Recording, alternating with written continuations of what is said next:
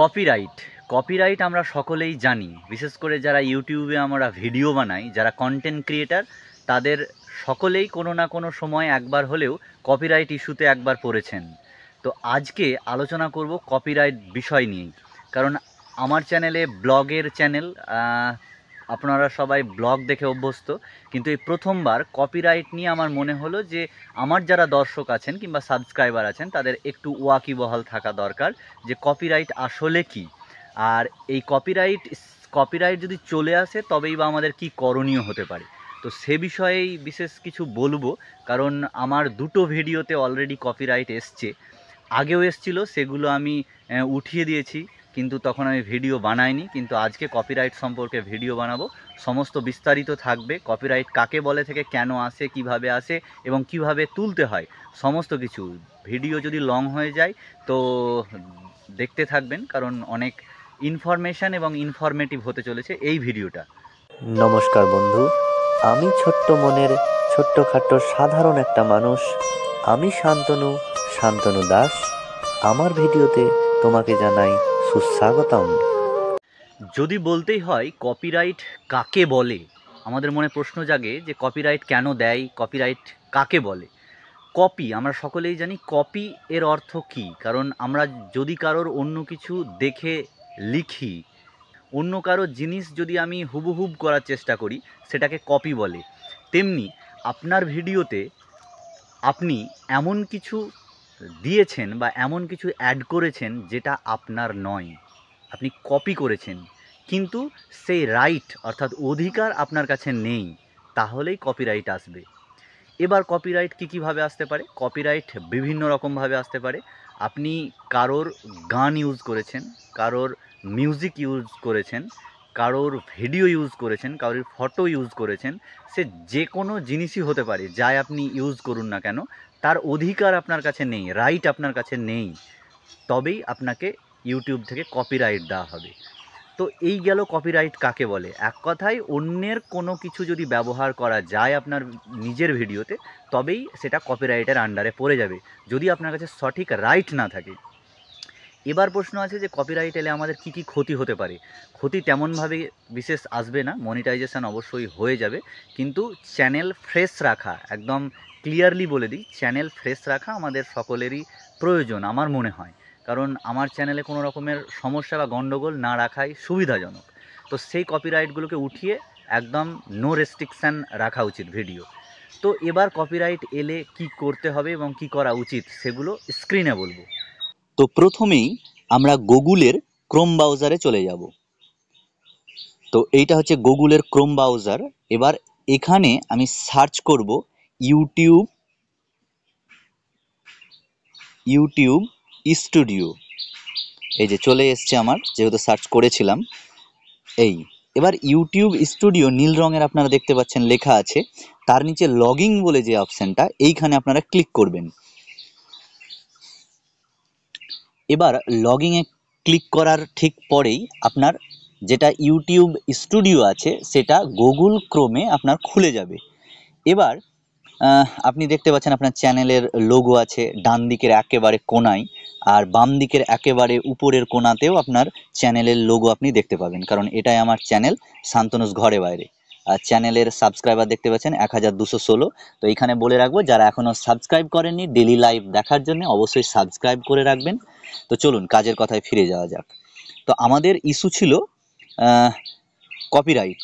এবার কপিরাইটকে দেখার জন্যে প্রথমে আমাকে বাম দিকের কোনায় যে লোগো আছে তার নিচে একটা আইকন আছে, তার নিচে আর একটা আইকন আছে, এটাকে কন্টেন্ট বলছে। তো এই কন্টেন্টে আমি ক্লিক করব। কন্টেন্টে ক্লিক করার পরেই আমার চ্যানেলের যতগুলো ভিডিও আছে সেগুলো সবই শো হবে। আপনারা দেখতে পাচ্ছেন এখন স্ক্রিনে আমার যতগুলো ভিডিও আজ পর্যন্ত পাবলিশড হয়েছে সব ভিডিওগুলোই শো হয়ে গেছে। এবং দেখতে পাচ্ছেন কবে, এখানে ডেট আছে, এখানে রেস্ট্রিকশান আছে, কোনো ভিডিওতে কিছু রেস্ট্রিকশান আছে কিনা, এখানে সবই নান করা আছে, কারণ কোনো রেস্ট্রিকশান এখানে নেই। এবার আমাকে খুঁজতে হবে যে রেস্ট্রিকশান, এক কথায় কপিরাইট কোন ভিডিও দুটোতে দিয়েছে। এখানে আপনি দেখতে পাচ্ছেন ফিল্টার বলে একটা অপশান আছে, এই ফিল্টারে আপনি ক্লিক করবেন।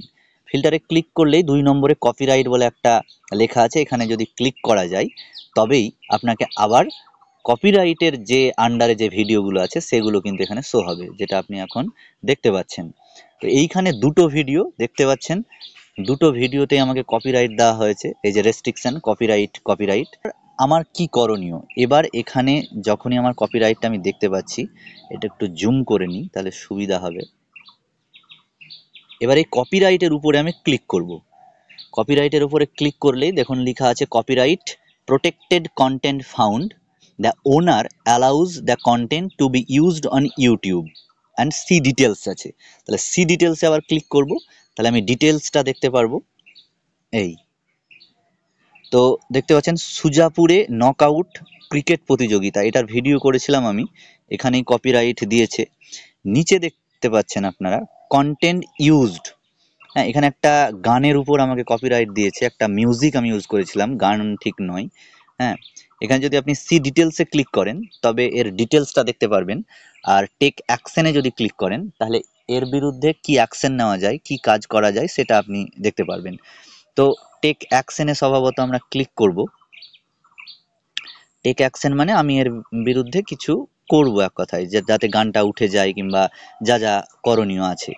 তো টেক অ্যাকশনের উপর ক্লিক করার পরে আপনারা দেখতে পাচ্ছেন এখানে কয়েকটা লেখা শো হয়েছে। যেমন প্রথমে লেখা আছে erase song, replace song, trim out লেখা আছে, আর ডিসপিউট লেখা আছে। তো ইরেজ সং প্রথমটায় যদি আপনি করে দেন তাহলে আপনার গানটা সম্পূর্ণ উঠে যাবে। রিপ্লেস সং 2 নম্বরে নিউ লেখা আছে তার পাশে, রিপ্লেস সং করলে ওই গানটার পরিবর্তে আপনি অন্য গান কিংবা মিউজিক অ্যাড করতে পারবেন, যেটা ইউটিউব লাইব্রেরি থেকে পাওয়া যায়। তার নিচে ট্রিম আছে, ট্রিমের অর্থ হচ্ছে যেইটুকুতে আপনার কপিরাইট এসছে সেই কপিরাইটটা উঠে যাবে, ওই ভিডিও ক্লিপসটাই উঠে যাবে যেই জায়গাটুকুতে আপনার কপিরাইট দিয়েছে।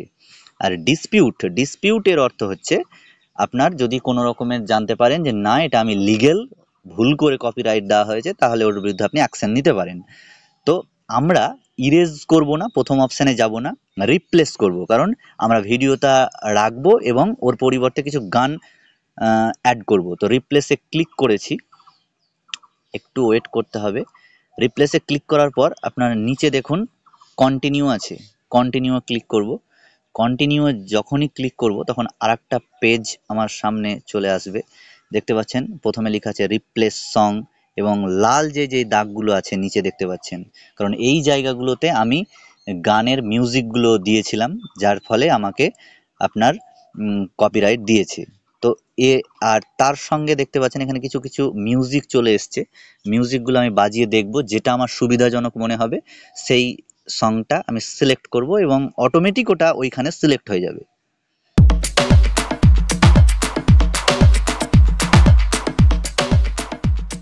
প্লাস আইকনটির উপর ক্লিক করে মিউজিকটি অ্যাড করে নিলাম। এবার উপরে যে সেভ অপশান আছে সেখানে ক্লিক করব।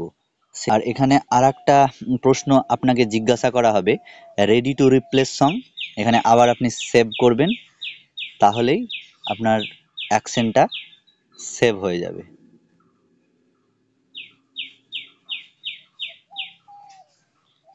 ব্যাস, আপনি এবার দেখতে পারবেন এইখানে চেকিং ফাউন্ড লেখা আছে প্রথম ভিডিওটাই, এই যে রেস্ট্রিকশনে দেখুন চেকিং ফাউন্ড 1, এটা কিছুক্ষণ সময় নেবে, তারপরেই এটা ইউটিউব থেকে কপিরাইট উঠিয়ে নেওয়া হবে। তো আশা করি ভিডিওটা আপনাদের ভালো লাগলো এবং কিছুটা হলেও তথ্য তুলে দিতে পারলাম। যদি এই রকম ছোট ছোট কিছু প্রশ্ন আপনাদের থাকে অবশ্যই কমেন্টের মাধ্যমে আমাকে বলবেন। আমি যতটুকু জানি আমার ক্ষুদ্র জ্ঞানে, আমি যেটুকু আমার ইউটিউব কেরিয়ারে চলাকালীন যেটুকু আমি শিখতে পেরেছি সেটুকু আপনাদেরকে শেখানো এবং বোঝানোর চেষ্টা করব, এবং সমস্যায় পড়লে কিভাবে হেল্প পাওয়া যায়। আর ইউটিউবে তো অনেক ভিডিও রয়েছে, সেগুলোও আপনারা দেখতে পারেন। তো আজকের মতো এ পর্যন্তই, দেখা হবে অন্য আরেকটি ব্লগ নিয়ে। ততক্ষণ পর্যন্ত সকলে খুব ভালো থাকবেন, টাটা।